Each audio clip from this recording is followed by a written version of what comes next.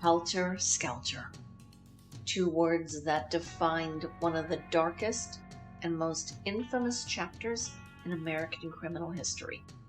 Two words that sold millions of books, shaped a sensational trial, and convinced the world it understood exactly what the Manson family was and why they killed. For nearly 6 decades, that has been the accepted narrative. And for a long time, I believed it too. Then I started asking different questions. I spent 3 years researching and writing my book, The Manson Family, More to the Story, because I believed the real truth was buried underneath that narrative. I discovered that before the verdicts, before the trials, before the arrests in Death Valley, and long before the killings in the summer swelter of 1969, the family were just young people in a turbulent era. Seekers, drifters, believers, drawn towards something that felt, in those early days, like the most beautiful thing they'd ever experienced. This podcast is that story. On March 21st, 1967, 32-year-old Charlie Manson was released from Terminal Island, a federal correction institute in Southern California. Manson had served nearly 2 decades in prisons, jails, and youth detention centers on charges including petty larceny, auto theft, check fraud, and pimping. Less than 3 years after his 1967 release, Charlie was again in a jail cell where he spent the rest of his life. Charles Mills Manson was born November 12, 1934, in Cincinnati, Ohio, to a 15-year-old red-headed runaway named Kathleen Maddox. His father was Colonel Scott, a laborer, married to another woman. Shortly after delivering young Charles, Kathleen married a man named Manson, giving her son a legitimate name. His birth certificate simply read, "No name Maddox." Kathleen was from Ashland, Kentucky, the youngest born to a devoutly religious couple. Impulsive and rebellious, she'd run off to the big city not long before getting pregnant. Kathleen Maddox was, at best, a juvenile delinquent, and at worst, an alcoholic prostitute. She was also a neglectful mother. Once she gave little Charlie to a friendly cocktail waitress in exchange for a beer. She left the boy with the woman for several days. The marriage to the senior Manson did not last. Kathleen continued to party and to run afoul of the law.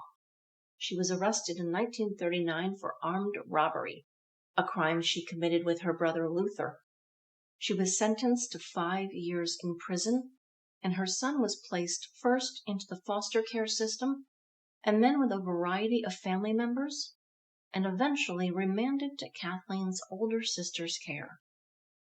Aunt Glenna and her husband Bill Thomas lived in McMecken, West Virginia, with their daughter, Joanne, 3 years older than her cousin.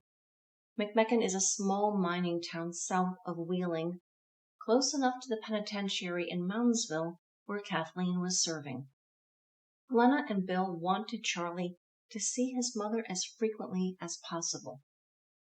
He later wrote that, "The big stones were like the temple of a solemn place. I never realized I would spend my life in such temples of suffering." The Thomases tried to provide Charlie with a stable home life, but Charlie had 2 issues working against him. First, everyone knew about his bastard birth, his mother's criminal activity, and viewed him as a nuisance. Second, Charlie was a pathological liar even at age 5, and selfish. Tiny and impish, he tried to turn on the charm, but most in McMecken weren't buying it. Bill Thomas, a hard-drinking man who worked for the railroad, thought Charlie needed to toughen up. When Charlie ran home crying from his first day of school, His uncle was disgusted. The next day, he forced his nephew to walk to school in a dress to show Charlie not to be a sissy. And Aunt Glenna, like her mother Nancy, held very strict and dogmatic religious beliefs that expected children to be seen, not heard. Charlie's personality quirks turned into a full-blown narcissistic disorder while living with the Thomases. Charlie was also a bedwetter for much of his childhood. It's likely that he received corporal punishment for his nightly accidents. The Christmas he was 7, taunted by neighborhood kids for his size, Charlie retaliated. He burned up all their gifts and toys. Even then, he was resentful of others' good fortune and willing to destroy it to make them suffer. Even as a child, he turned perceived wrongs into mammoth acts of vengeance. Cousin Joanne initially tried to protect Charlie, but then he'd throw her under the bus in return. It didn't take long to figure out he wasn't worth defending. Charlie was an easy target as a child for skirmishes and taunting in the schoolyard. He developed a fascination for knives and guns. He also had an early love for music and learned to play the piano while living with his aunt and uncle. He didn't much care for church, but did love to sing the hymns. In 1942, Kathleen was released from prison and moved to McMecken. She found work in a bar and later at a grocery store. Charlie was now 8 years old. He frequently played hooky from school and was known to beg for money on the street, which he usually spent on penny candy. Kathleen saw that her son had developed some manipulative behaviors while she was away. But a parolee who spent 3.5 years away from her child would be especially susceptible to guilt trips, even when she knew she was being played. Charlie needed a father, Kathleen decided, and went manhunting. But her charisma and looks had faded in recent years. Broke, chafing under the oppressive belief system of her family, Kathleen Maddox spiraled out of control. It is believed that she committed several thefts in McMecken in the mid-40s, but since she used aliases, the cops weren't able to identify her. She might have found good fortune with the law, but otherwise her prospects of supporting herself and her son remained slim, and it has been alleged that she resorted to prostitution. During that era, Charlie often visited his great-uncle Jess. Jess lived in Moorhead, Kentucky, in a log cabin with his wife and 4 unruly daughters, making moonshine. Jess was also a member of the local chapter of the Ku Klux Klan. And it was Jess who, after chastising Charlie for abusing a hound dog, taught the youngster to respect animals. Clearly, more than people. Jess's dogged determination to keep Uncle Sam off his land later got himself killed, leaving a lasting impression on Charlie about the evils of big government. Kathleen finally married again to an alcoholic circus worker named Lewis, who had just gotten out of the army. Together they tried to curb their drinking and raise Charlie, who was turning out to be quite a hellion, now stealing from local merchants. But Lewis wasn't father material. Tough on Charlie, unsympathetic, and overly critical, and he ran through a string of menial jobs the first year of their marriage. Kathleen realized almost immediately that she had chosen another piss-poor spouse, but she was determined to make things right with this man. She turned to her mother, Nancy. She asked for guidance with her son. Nancy then sat down with Charlie to share her words of wisdom, fueled by her religious convictions. Nothing she said seemed to matter. His behavior worsened, and Kathleen, at her wit's end, decided that he needed authority and discipline she could not provide. In 1947, she enrolled him at the Gibault School for Boys in Terre Haute, Indiana. Gibault was a well-organized facility for wayward boys, run by Catholic priests. Most families paid for their sons to attend school, but some were able to qualify for scholarships. It is hard to determine just how good or bad Jabalt was these many decades later. Charlie claimed it was a virtual torture chamber, where boys were worked half to death on its 150-acre vegetable garden or beaten with paddles. What is clear is that his behavior did not improve. At Jabalt, Manson was diagnosed with an antisocial personality disorder. It was also in Terre Haute that he first heard the rumor that he might be the product of mixed blood. In other words, his father might be black. This was untrue, but cannot discount the huge stigma during that era that a troubled youth would carry due to these rumors. Charlie ran away from Jabalt, going to his mother, who was now living in Indianapolis. He cried and told her how horrible the school was, but she knew he was lying and sent him back. Charlie next left Jabalt that Christmas, approved by staff to visit the Thomases. Grandma Nancy was now living in McMecken with her son Luther. Luther, diagnosed with tuberculosis, was released from Moundsville to live with her. He was dying, and in his fear, finally embraced his mother's Nazarene faith. The Nazarenes believe that God requires complete obedience, and that submission to the Holy Spirit can create a Christ-like transformation in even the worst sinners. This deviates from most Protestant faiths, who believe total sanctification isn't possible while living in a sinful world. Most Protestants believe that sanctification comes only after death, when God makes them new in both body and spirit. Nazarenes also differed from other churches in that they allowed women into clergy positions decades ahead of trend. Many of these women were the kind of rigid authoritarians that found their way in earlier decades into the temperance movement. You got to know a hillbilly grandmom to understand. Manson later wrote a follower. She read one book, the Bible. No movies, no makeup, no sex. And she never lied. After Christmas, Charlie returned to Jabalt. He ran away again the next fall and went back to Indianapolis, but didn't bother groveling at Kathleen's door. He rented a room from someone who obviously didn't ask many questions. But after he broke into a local market, he was arrested by Indianapolis police. Charlie got lucky. His judge took pity on the wayward lad and sentenced him to the famous Boys Town facility in Nebraska. Just 4 days later, however, 13-year-old Manson broke out of Boys Town with another kid named Blackie. They stole a car and drove to Peoria, Illinois. There they stole a gun and committed not one, but 2 armed robberies, including a casino. Blackie's uncle was a thief and fencer, and the 2 boys worked for him for the next couple weeks. That's when Charlie's luck ran out. He was arrested robbing a store. Police also nailed him for the 2 armed robberies, and he was sentenced to the Indiana Boys' School. The Indiana Boys' School was located in Plainfield, Indiana, but often referred to as Painfield, with good reason.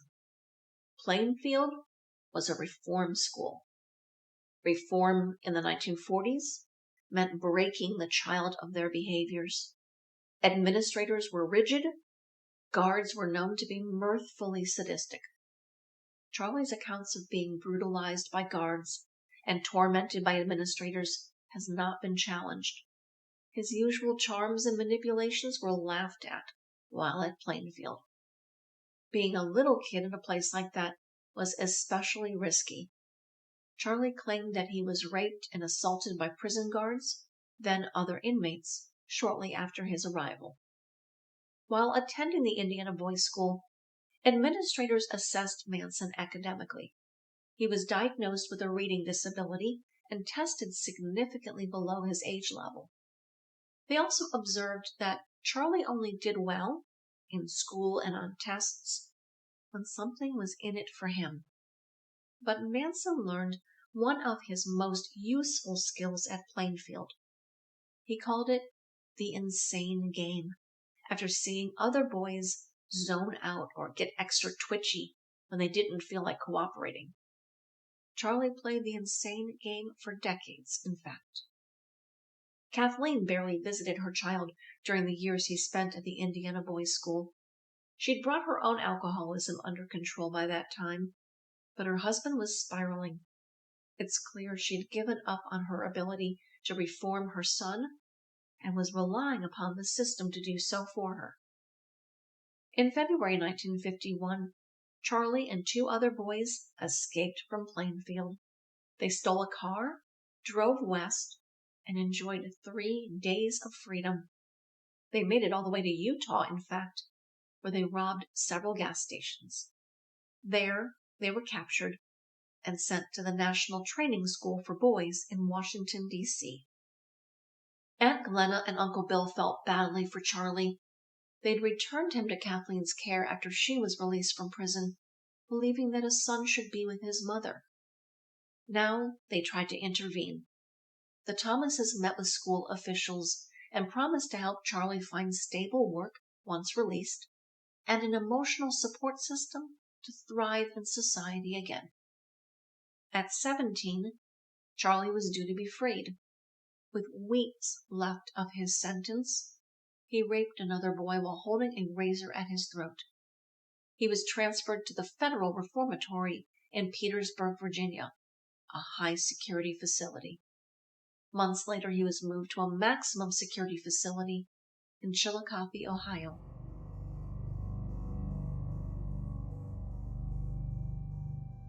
At Chillicothe, Manson met his first mentor. It was a notable crime lord, Frank Costello. Costello had once been head of the Genovese crime family in New York.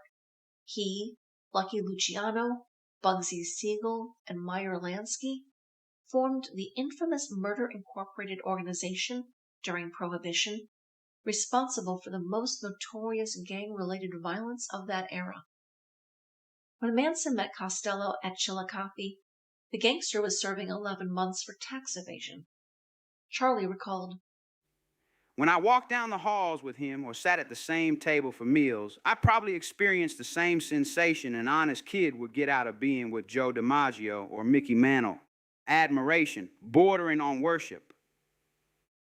Whether it was Costello's influence or something else, for the next 2 years Charlie buckled down. He improved his grades and excelled at auto repair shop, his favorite class. He even won a few merit awards. More importantly, his attitude shifted. He became quieter, better behaved. I learned how to keep my feelings to myself because if you care too much about a part of your life and personal habits, others will take advantage of it and ridicule you. He'd spent 7 years locked up, and finally in 1954, Manson was freed. Uncle Bill and Aunt Glenna welcomed him back to McMecken and gave him a room to stay. It didn't last long. Charlie and Bill came to blows, and when Kathleen moved to Wheeling, Charlie went to stay with her.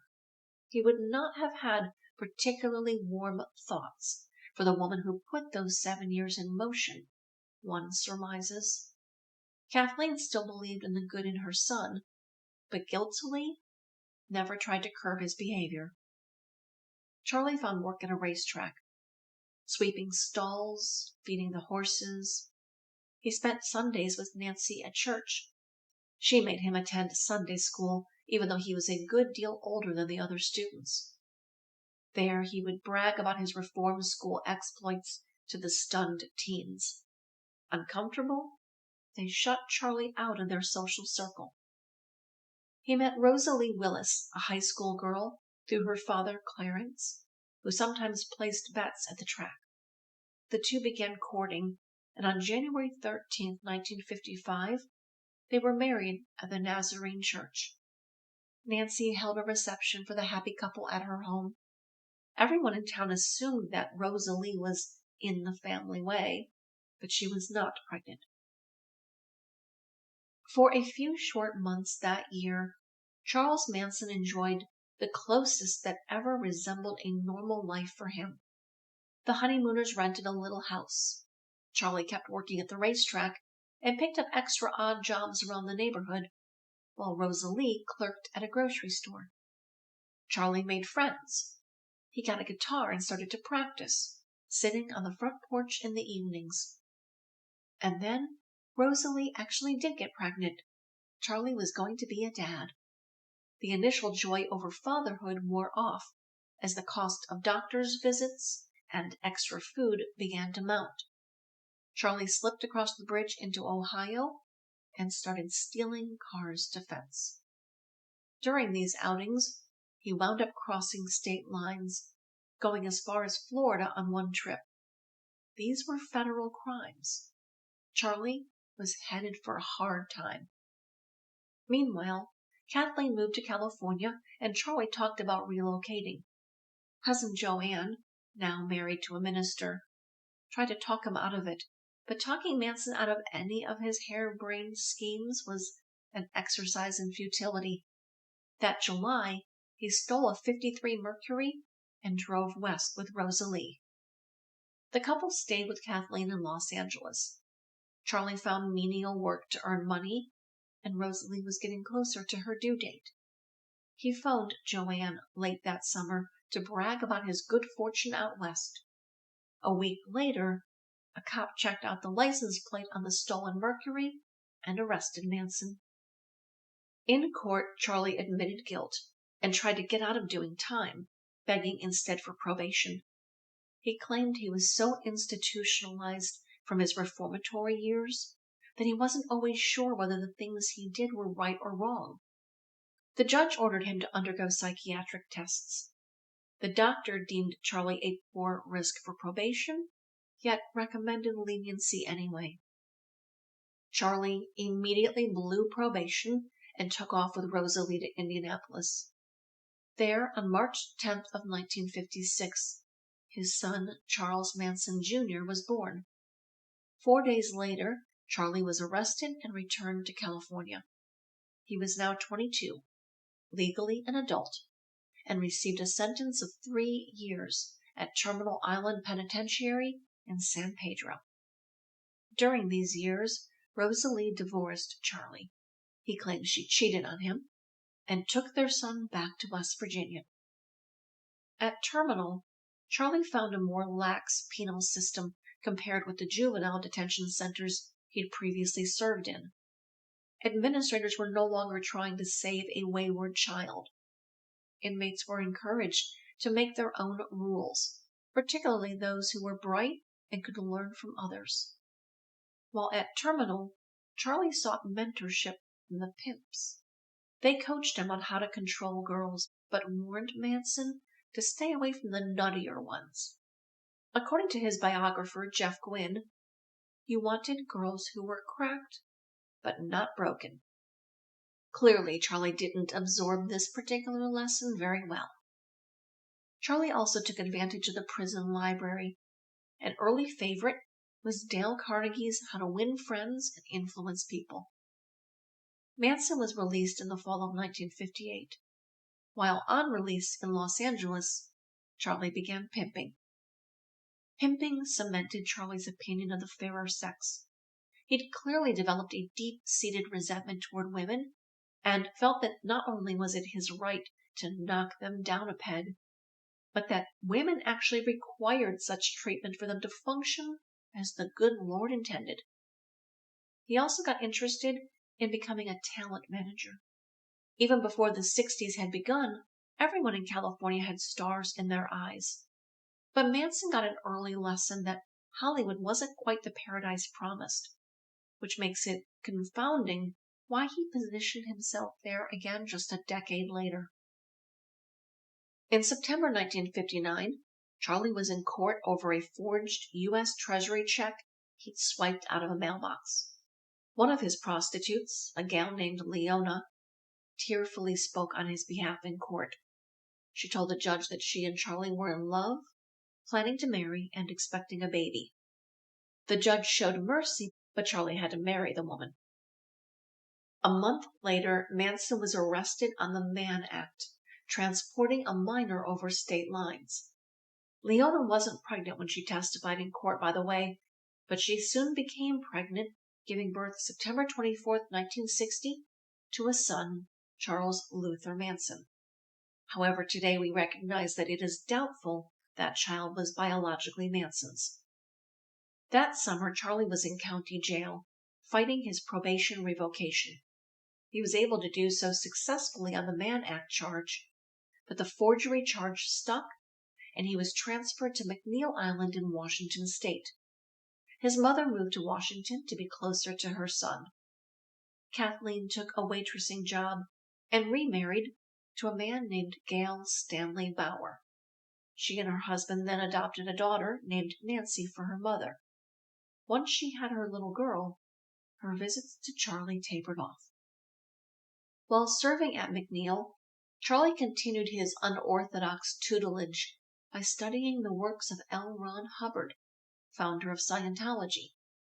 Manson received over 150 hours of Scientology auditing while at McNeil, most of it conducted by his cellmate, Lanier Raymer. From Hubbard's teachings, Charlie began to understand that he was an immortal spiritual being rather than just a half-assed criminal from a shitty background. This not only elevated his confidence, it validated his sociopathic belief that he was better than other people. Charlie sometimes claimed to be theta clear, which in Scientology means someone free from the reactive mind's negative effects. Later, he would crib together the flotsam and jetsam of each of his found belief systems into his own weird philosophy. A lot of people believed in Charlieism. Some perhaps still do. Manson said, In prison, there's every kind of belief imaginable. Some are good, some are bogus.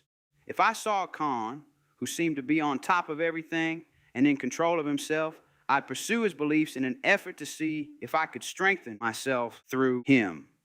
If I saw sincerity in the guys who were participating in group sessions, I'd find out which way they were headed.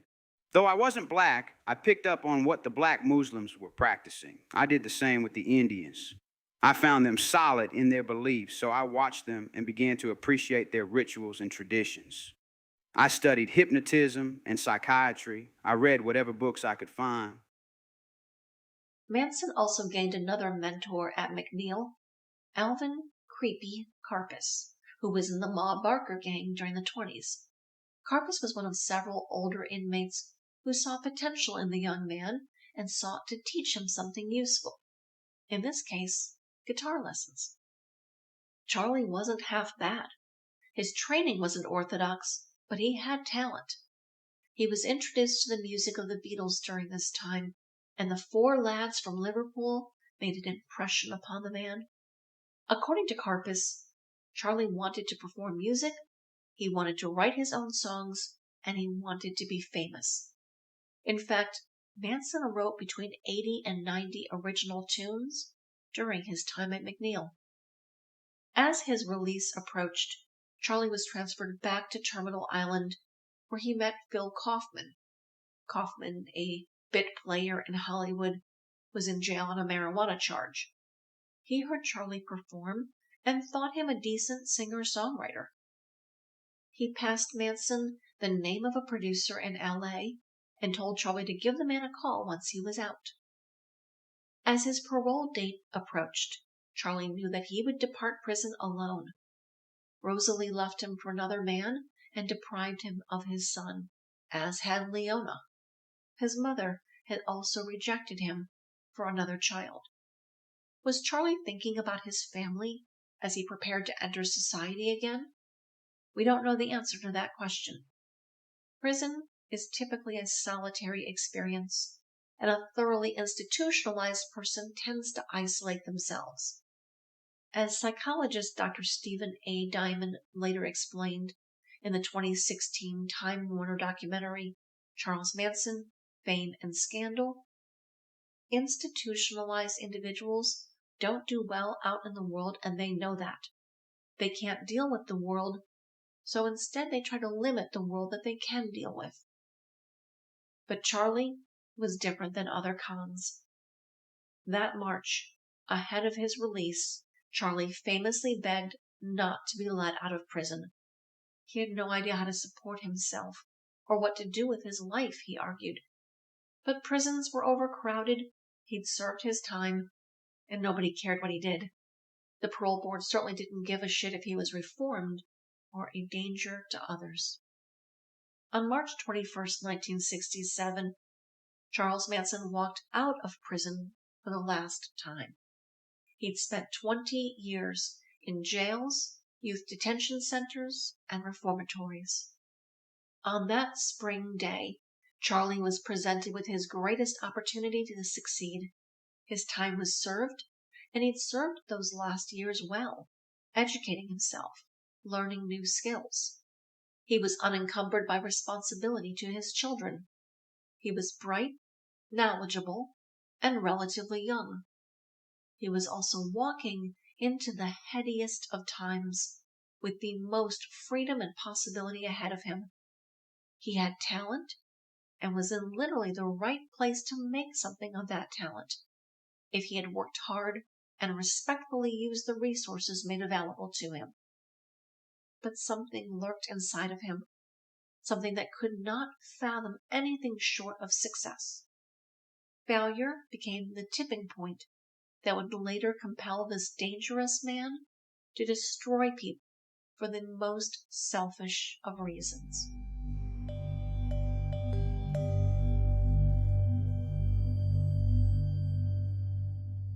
Thank you for listening to the Manson Family, more to the story. In this podcast, we focus on peeling back the layers, one chapter at a time, in order to demystify the family and destroy the myths that leave us in the stone-cold dark. In our next episode, Good Vibrations, Charles Manson walks out of prison into the swirling heart of a new youth movement and discovers that the counterculture of 1967 is the perfect hunting ground for a man with his particular skills. He meets Mary Bruner, a quiet, idealistic librarian from Wisconsin, who offers him her couch and becomes the first person to fall under his spell. If Manson could walk out of prison with nothing but $35 and a guitar, and within a few weeks have a smart, educated woman devoted to him, what does that tell us about the power of manipulation over reason? This is H. Allegra Lansing. The story of the family and the murders of 1969 have always been more than a crime story. This is a human story, and there is an imperative to understand it, because the vulnerabilities that drew those young people into darkness are not unique to them. They belong to all of us. This podcast series is drawn from my book, The Manson Family, More to the Story, published by Story Stratosphere, and is based on historical records, contemporary reporting, and archival research. Citations for this episode can be found in the show notes. All writing and most narration by yours truly.